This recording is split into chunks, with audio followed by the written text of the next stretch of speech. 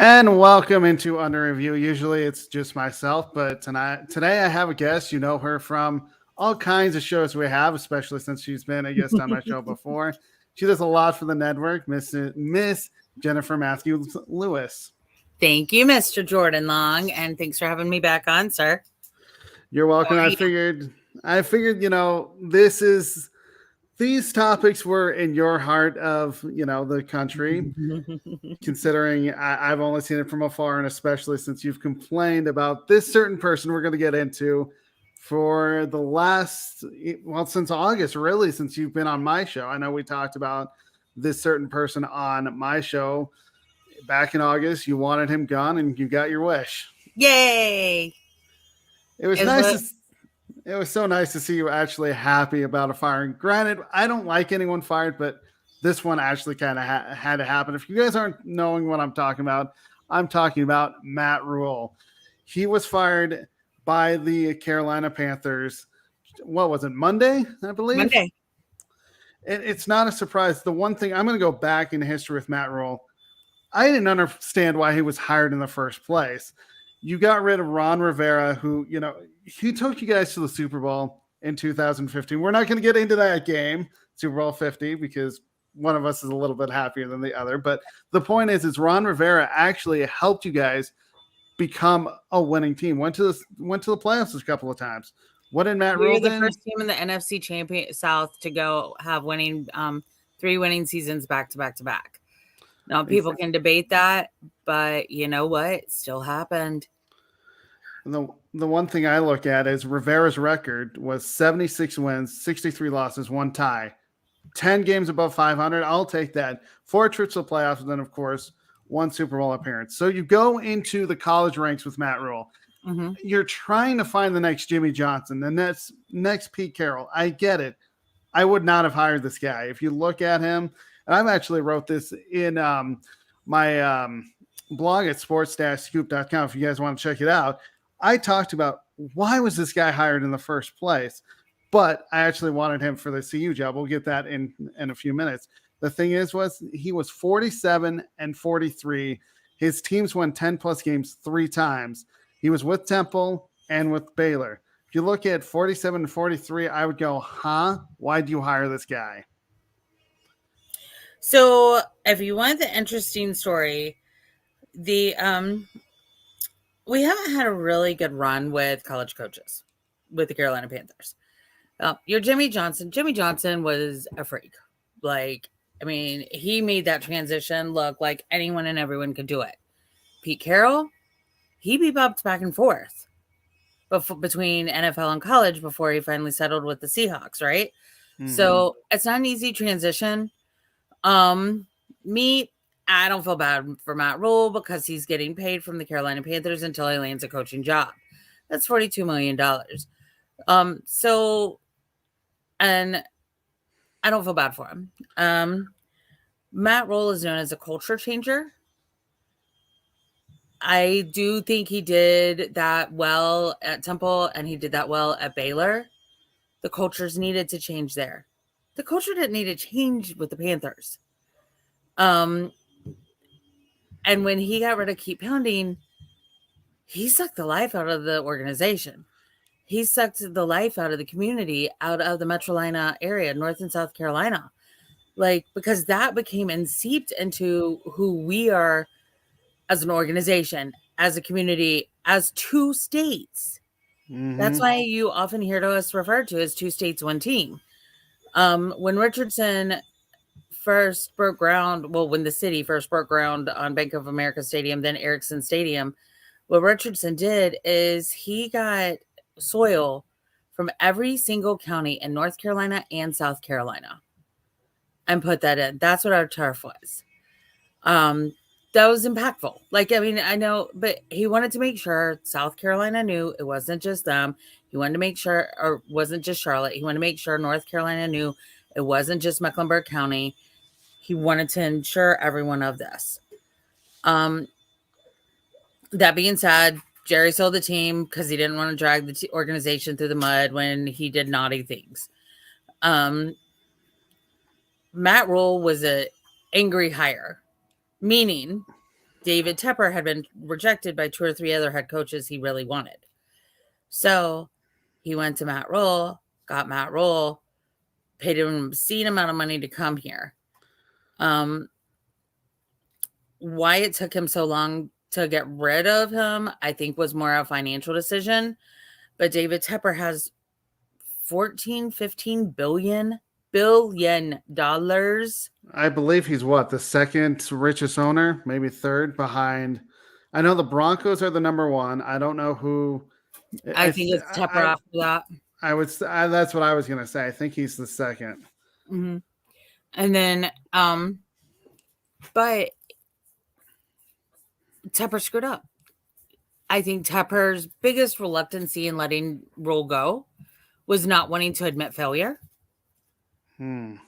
Because Matt Rhule was his 4th head coach.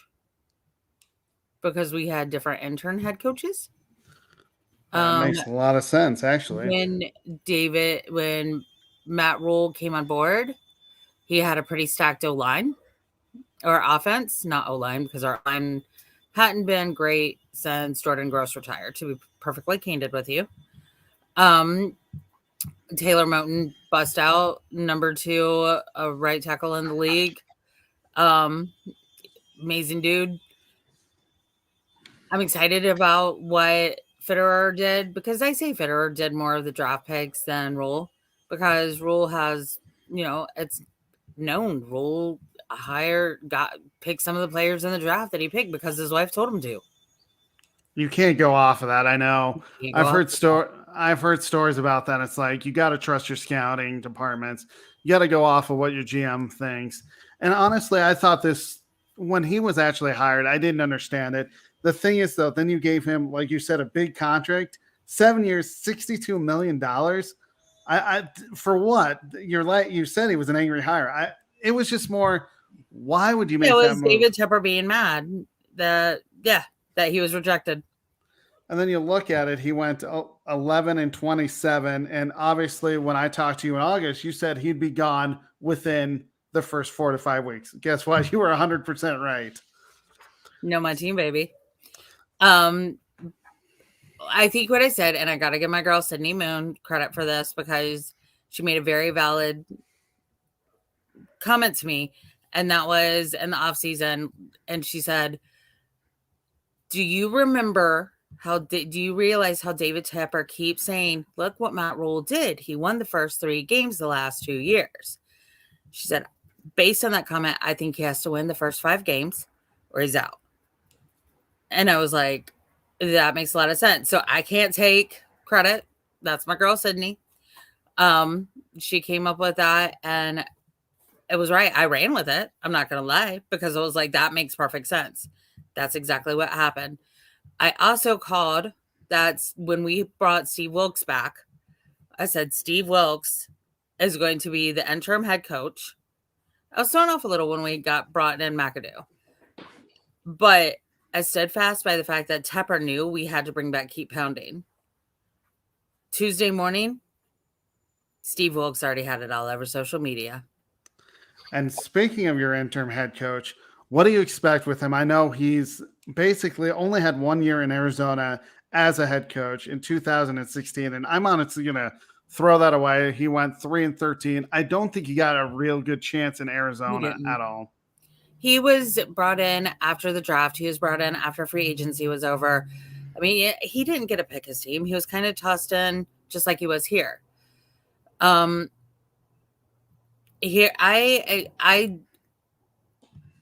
Steve Wilkes is going to jack that infusion of positivity. And from the NBA carousel, I'm a positivity girl.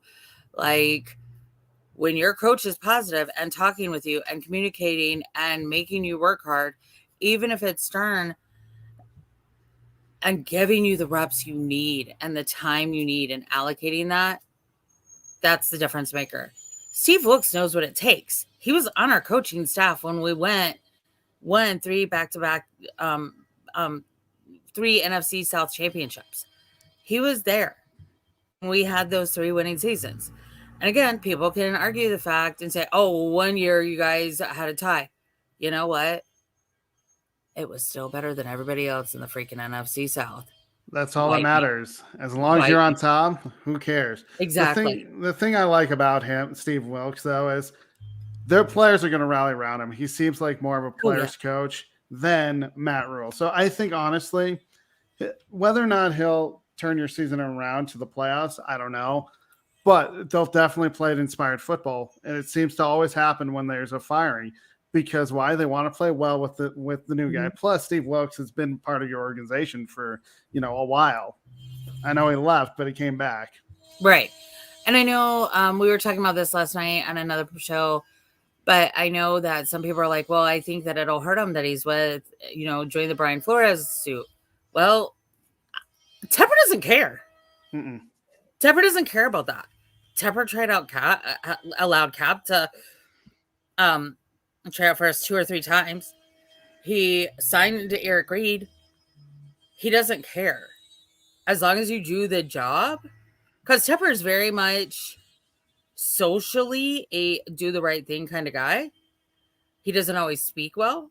I'm beginning to think that's a New York, New Jersey thing when it comes to powerful people. It might be. It But really might be. He I don't know. Like, I'm excited about Steve Wilkes being back. Do I expect us to go to the Super Bowl this year? No. I do expect some signings in the very near future. I don't know how this weekend's going to play out. Both of our teams need this win. I think that it'll be a really good game. I think Christian McCaffrey is going to have a blowout game. Because this past weekend, he only had 54 rushing yards. You got to have more production from Christian McCaffrey. Well, that's because Rhule would not get him the darn ball. But the other 3 games of the season, we're in week 5, right? We're going into week 6. Week 6, okay. The other 4 games of the season, Christian had over 100 yards rushing each game. But what was interesting was at the game, all season long, building up to the Arizona game, we had been bringing in Keep Pounding, like in third and fourth quarter again, second, third, and fourth quarter. At the beginning of every game, they do it, but they didn't do it this past weekend. When we chant, the fans chant Keep Pounding in that stadium, you see the injection in the players. That injection of energy, offense, defense, special teams. You see it. You feel it. So that'll be back at our next home game. Obviously not against the Rams this weekend, but we will be there. Like, it will be back. So I'm just excited. I'm pumped up. I've been so excited all week. I've worn myself out. Like, on Monday, I was doing the chunky white girl dance. And let me tell you that I'm really glad my brother was over helping me do some stuff. I'm glad he doesn't do TikTok, because that would have been horribly embarrassing for me for the rest of my life. But I know when he was fired, you were telling us how excited you were, yes. And I'm glad you are excited, because it's nice to see a happy Jen rather than one that's so frustrated about football. But speaking of Matt Rhule, where does he go next? I have a couple of interesting ideas. I don't think he's going to be in the pro game. He's already shown that he cannot do that. He can't do it. The thing is, though, does he want to coach next year? Because you're getting paid, what, $40 million to do nothing? I mean, that I would love that gig personally, to sit and do nothing. But I think he's the type of coach that wants to get back into coaching. He's going to go to the college game. Now, there's a couple of interesting places that are looking for a head coach. University of Wisconsin. In the Big Ten, does he want to go to Wisconsin? Nebraska. Problem is if you go to Nebraska, there's pressure to win now. The one place that I think is a little intriguing, and I don't think this is a school that I really enjoy watching, but I don't think they're actually going to give him a call, and that's the University of Colorado. There's not pressure to win. But the problem with that is once you get to Matt Rhule, let's face it, it's a big name head coach. The thing is, though, would he really want to take the CU job? We've already seen Mel Tucker leave for Michigan State. I didn't like him leaving. We haven't had success in the program in a long, long time. I just don't know if Matt Rhule wants to be interested in building a program like the University of Colorado. The other thing I look at is with the University of Colorado, the problems are not with the football program. Yes, it's on, it's on a downward spiral. It's actually with the athletic director, Rick George. The reason why I say that is because he's hired all these coaches at the University of Colorado for the football program, and they haven't panned out. So it's just, would I like him in Boulder? Yes. But do I see him in Boulder? No, I don't. So let me ask you a question, because I don't follow a lot of college football. Yeah. Like I follow ACC. That's pretty much it. Obviously, Alabama, Mizzou, a couple of the bigger universities. Like I kind of know. But, my husband just made fun of me because I mispronounced that. But they, what programs that need that culture change? That's a good question. Honestly, if I'm looking at what's available right now, Nebraska really needs a culture change because they tried to bring in they actually went with Scott Frost, who was actually at the program. They brought someone, or he played for the program. He brought him in thinking, oh, we're going to go with the same thing. It didn't work. University of Nebraska has been down in the Big Ten. They need a culture change. University of Colorado needs a culture change just because we've been so down for so many years. And our coaches, let's be honest, they can't recruit. They can't change the culture because kids would rather go to USC. They would rather go to UCLA. Like when we talked about on the Pundits Pundit about, UCLA and USC going to the Big Ten.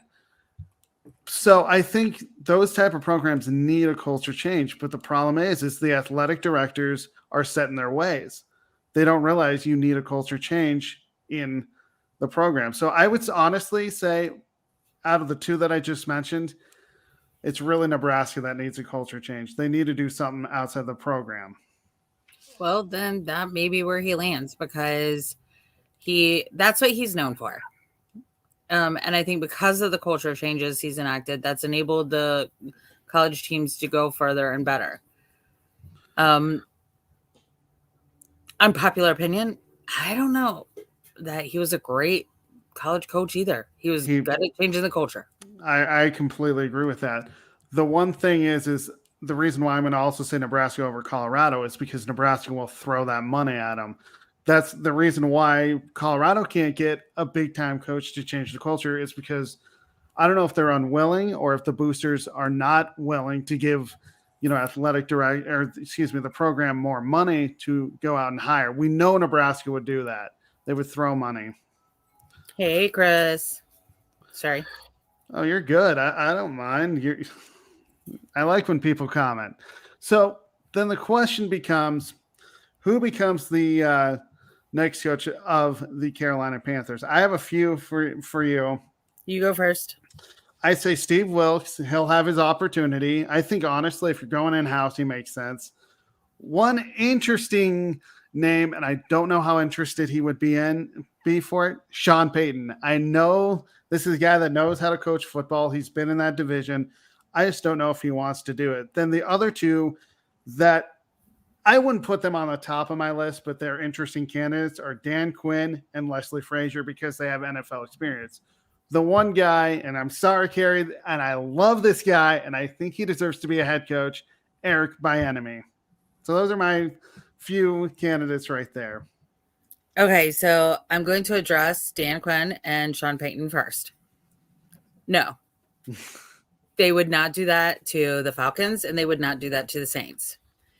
Leslie Frazier, quite frankly, I don't know enough about him. To be completely honest, Frazier doesn't have that much experience. He only has 3 years, and he was with the Vikings. He didn't do much. 21-32 was his overall record. Our Vikings experience didn't work out quite well. So that being said, I wouldn't want Sean Payton. Does he know how to win? Yes. Does he know how to coach? Yes. He was also the head coach when his players were being paid to hurt my players. That's true. I forgot about that. Grudges, except in sports. When you play dirty, just ask Odell. Odell and I do not talk anymore because he hurt my boy Jano. That is definitely true. I forgot that Sean Payton was on. I mean, I knew he was the head coach, but I forgot that. I mean, I knew that happened. I forgot that he I was don't the want head him. coach. Plus, I really don't like that the Saints and the Falcons and the NFC South. I think I've said this to you before. I don't mind the Bucks. Yeah, they paid for the Super Bowl ones, whatever. But they aren't dirty the way that the Falcons and the Saints are. I don't like dirty football. I really don't. I don't like it when you're being malicious and mean. No. I don't. We don't have time for that in North Carolina and South Carolina. We're polite. So who would you like to have? I think it's Steve Wilkes. I have to agree. Because he's in-house. Steve is the 5th head coach David Tepper has had. Needs to stay the same at least for a while until Steve is ready to leave. As long as Steve does a good job. Like, we just need improvement this season, right?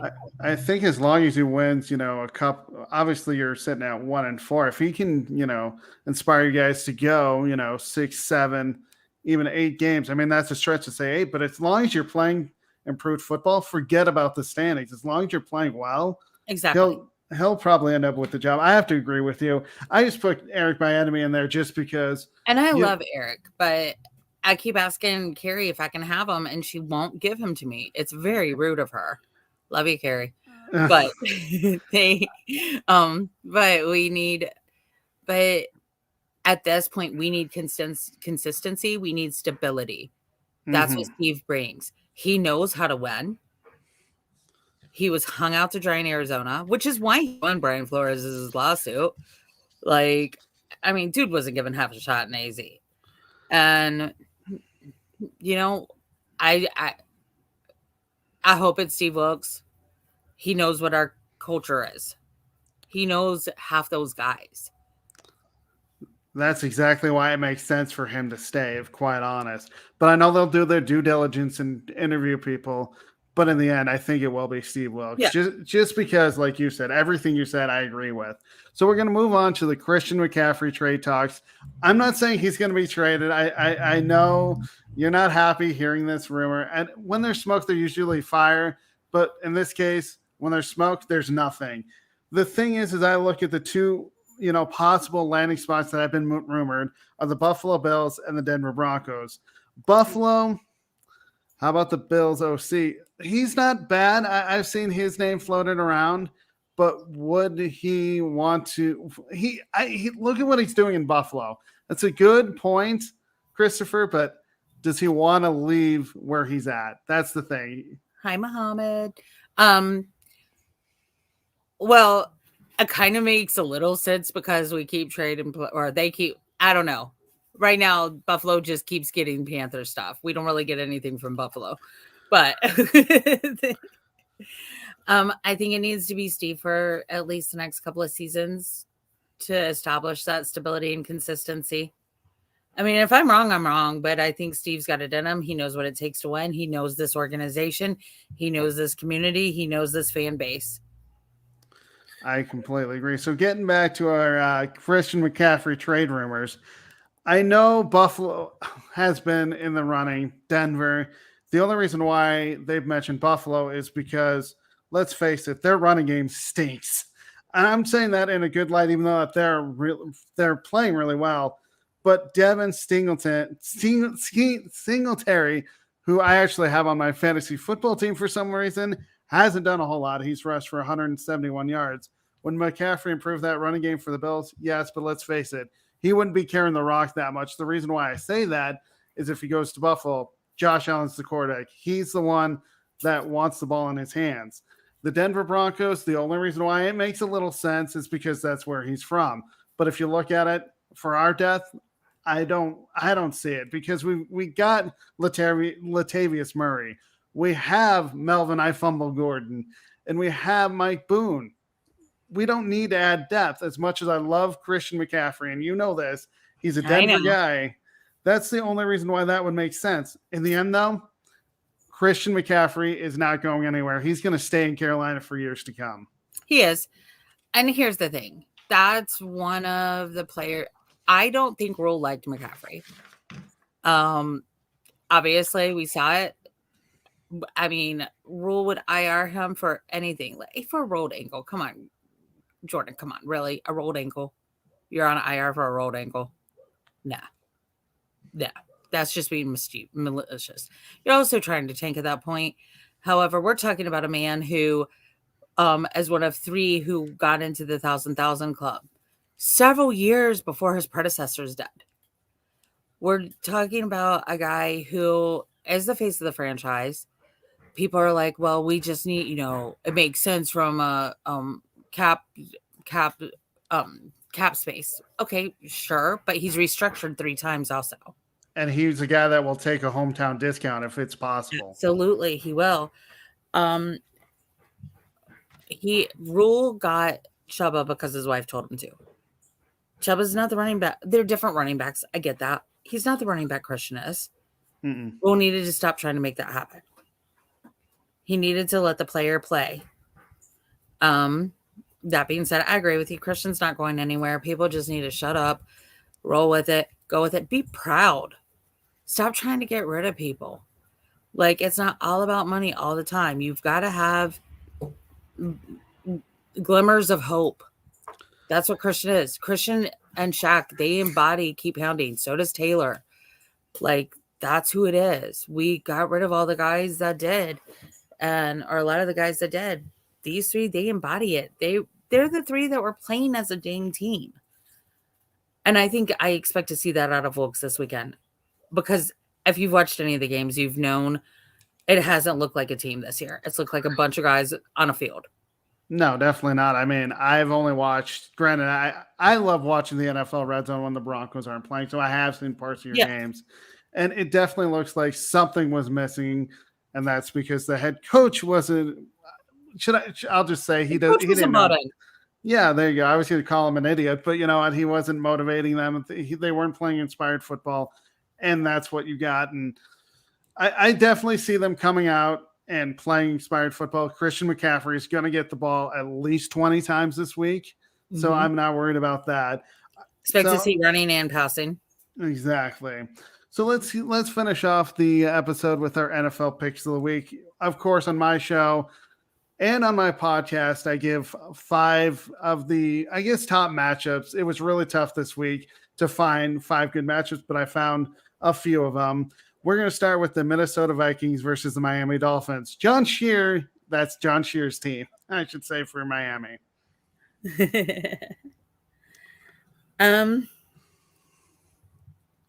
That's going to be a tough one. Okay, first of all, Tua went back to practice this week. Tua, stay home, rest, relax, get healthy. And I believe they're on their 3rd quarterback because Teddy Bridgewater is in concussion protocol. Yeah. So the line is Minnesota by 3. It's at Miami. I mean, the Fins have been surprising us all season. So let's see what happens this weekend. Minnesota, sadly, has not surprised any of us. We will be surprised if they win this weekend. Are you going to be surprised if they win this weekend? The way I look at this game, honestly, is that the Miami Dolphins don't have a quarterback. I'm going with Minnesota. That's my only reasoning. Yes, it's in the heat in Miami. Would I be surprised if Miami won? No, I wouldn't be. But I'm going with Minnesota. And sorry, my dogs are talking so much. Yeah, I could see Minnesota winning. I also see Miami having that home field advantage. I can see it both ways, but for me, I got to go. I'm rolling with Kirk Cousins and the Minnesota Vikings. That's true. I'll go with you on that. I'll go with Minnesota because Kirk has the experience. Here's a tough matchup, and it's, a rematch of the AFC divisional playoff game last year. And people were upset that Josh Allen didn't get the ball, but that's another case for another day. Buffalo Bills versus Carey's Kansas City Chiefs. Okay, where are they playing? I forgot. I'm looking at it right now. They're in Arrowhead Stadium. Casey. You're going Kansas City, and I can see that, but I'm going, honestly, with Buffalo. My reasoning is Josh Allen is playing really hot right now. Until he proves me wrong, thank you for being my fantasy quarterback on 3 leagues that I'm in. Until he slows down, I have to roll with the hot quarterback. Don't get me wrong, Patrick Mahomes is amazing. Question is, And he is hot too. can Josh Allen do it in an environment? He hasn't seen this environment like Kansas City this whole year. So if he can get it done, man, that would be one heck of a win. So I'm going with Buffalo. Moving on to Megan Price's Dallas Cowboys and Eric Wilson's Philadelphia Eagles. Philadelphia has surprised me this year because I didn't think they would be undefeated. Megan, I love you. I'm going with the undefeated team. I'm riding with you too. I'm going with the Eagles. Now this one, that pained me to say, by the way. We love you, Megan. So we do love you, Megan. And Carrie, I just picked 2 of your teams. So I better be on your positive, happy smile checklist. Hey, I got half of them. I'm going with the Eagles. Yeah, I'm riding with Buffalo. So this one, honestly, not a very good matchup, but I went with it anyway. The New York Jets going to Lambeau Field versus the Green Bay Packers. I believe the Packers are a 7-point favorite. Packers. I have to roll with the Packers too. Now are just going to lose to the Jets. Yeah, exactly. So it's JJ's Ravens versus Steve Schwanda's Giants, or JB's also a Giants fan. So it's the Ravens versus the Giants. Yo, that one's hard because the Giants they're what, 4-1? They are 4-1. 4-1. They came back and beat Green Bay this past weekend in England. Ugh.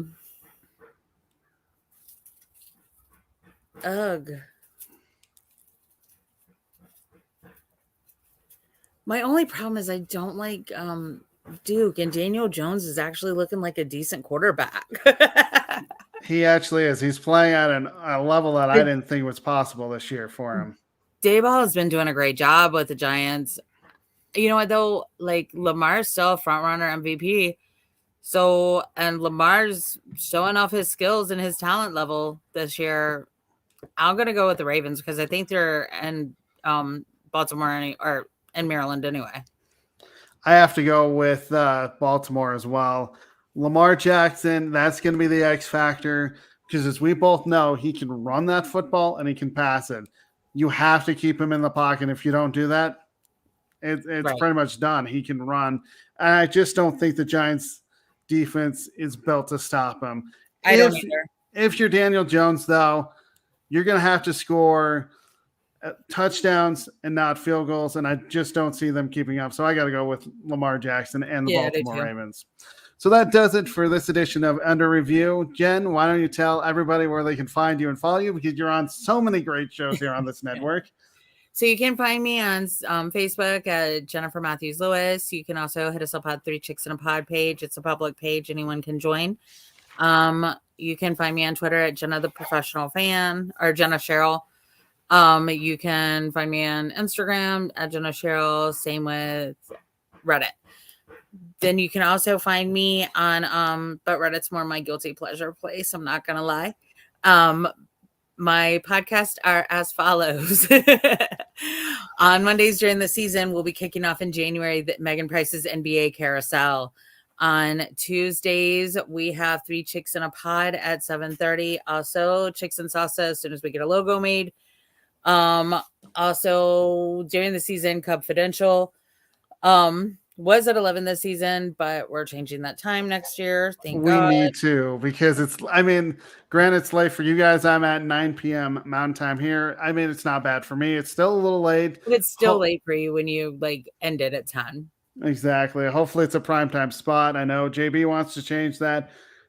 Hopefully Steve will get on there. I know he has a new job.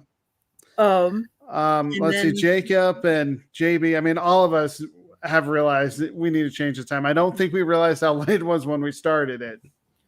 I did. I thought, oh my gosh. Then on Wednesday nights, you can find me on the Pundit's Pundit. On Thursday nights, Alex Fleming's NFL Carousel, which is where we met. No, we met on the NBA carousel. Then you got brought into NFL carousel. Okay. Correct. Yeah. And then you can also find me on Inside the Pigskin with Scott Motor City Mouth, Morgan Roth. And you can also find me on Sunday nights. I share producing duties with Denzel Snipes for Basket Bros, and which is a great show. If y'all haven't watched it, 2010s and before, just guys talking different basketballs and what else, just hyperbole, but it's fun. It's a fun show. And you can hear Jacob talk about Michael Jordan and Larry Bird the whole time. Which is why we have the counter, and we started a new counter for Jacob on the Pundits Pundit, which is how many times does Jacob go off topic? We love you, Pundits Pundit. We do. And then on Jordan's show, when requested. So, and thank you for having me. I appreciate it, Jordan. Oh, of course. I mean, you were the Carolina Panthers representative. I know you're also a season ticket holder. I'm like, who better to talk about this than you? So for me, Mondays, of course, the NBA Carousel hosted by Megan Price when that gets started in January. Tuesdays, 108 Stitches with Scott's. On Wednesdays, sometimes the Pundits Pundit when you guys ever need me. Hush. Thursdays, of course, the NFL Carousel, Alex Fleming's NFL Carousel, hosted by Eric Wilson. And I have my blog that I write Mondays through Thursdays with podcasts and Fridays at sports-scoop.com. Also, please subscribe to the YouTube channel for Sideline Sports so you don't miss any of our great shows. You heard Jen talk about Three Chicks in a Pod. Definitely watch that because it's more unique than a lot of the shows that I've seen because it's three chicks and sometimes a guest just talking sports. Did you know sports. that four-letter network actually stole our idea and is launching their own version of it? Really? Mm-hmm. They tend to do that. Maybe they saw you and was like, oh, maybe we need to do that. But definitely listen to them because I know Jennifer Matthews-Lewis, my guest, Megan Price, Carrie Johnson, and I believe Candy is now on that show. Yeah, and we're going to be doing Chicks and Salsa also, which will so we're trying to embed it. We're just trying to work out our logos, intro music, all that good stuff right now for Chicks and Salsa. So definitely watch the Three Chicks in the Pod. Granted, watch all of our shows on the network. Basket Bros, great show. Takes me back to, when I was watching basketball and got started. And of course, Confidential will be back. We're hibernating. We might have one more show just to talk about the World Series and free agency. We keep pushing Confidential out. I know we do. We don't want to end it. No, we don't. Even though that was a terrible season. But hey, baseball playoffs are here. Please go and enjoy those. And of course, watch the NFL because we're on the NFL Carousel. And you'll have to hear what I have to say every week and trying to make a positive spin on the Broncos. But for everybody here at the Sideline Sports Network, we'll have a great day, and please watch the lovely shows that we have. Good afternoon, good morning, and good night. Thanks for having me, Jordan. You're welcome. All right. See you later, everybody. Bye.